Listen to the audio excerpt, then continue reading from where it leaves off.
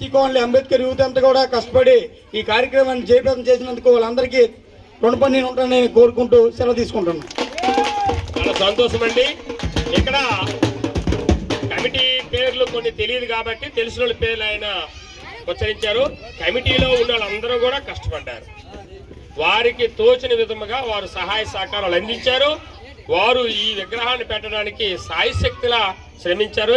ఇందులో ఎవరో ఎక్కువ కాదు, ఎవరో తక్కువ కాదు, అందరూ కూడా వారికి తోచిన విధముగా విగ్రహాన్ని అక్కడ పెట్టాలనేటువంటి ఒక దృఢ సంకల్పంతో ఉండి ఈ కార్యక్రమాన్ని చేశారు.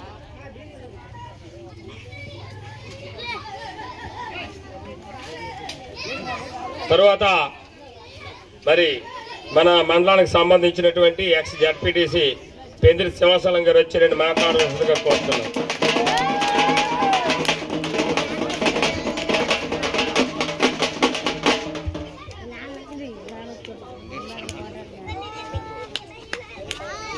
ఈ యొక్క మంచి కార్యక్రమం అనేది చేసుకోవడం చాలా అదృష్టకరం. మరి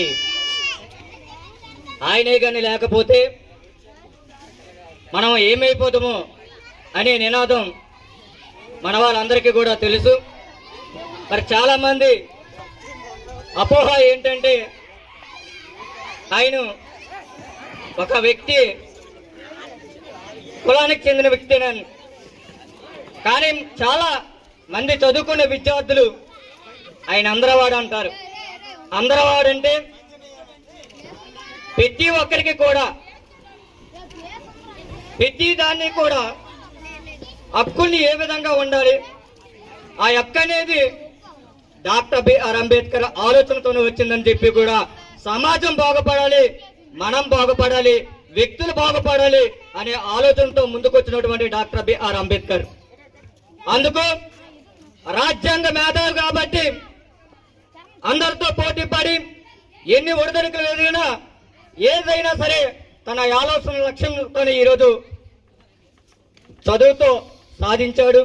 అలాగే ప్రతి ఒక్కరికి కూడా చదువుకోవాలి, విజ్ఞానవంతులు అవ్వాలి, మేధావి శక్తులు కావాలని ఒక రాజ్యాంగాన్ని నియమించారు. ఆ రాజ్యాంగంతో పాటు వ్యక్తి ఏ విధంగా ఆయన హక్కులు ఏ విధమైన హక్కులు తెచ్చుకోవాలనేది ఒక ఓటుకుతోనే సమాధానం చెప్పారు. అదే కానీ లేకపోతే మనం ఏమైపోతామో. అవునా కాదు సోదరులు అందరూ కూడా ఆలకించాలి. కాబట్టి ఇది ఒక్కరికి అనవర్గాలకు కాదు, ప్రతి ఒక్క జాతికి సంబంధించింది. ప్రతి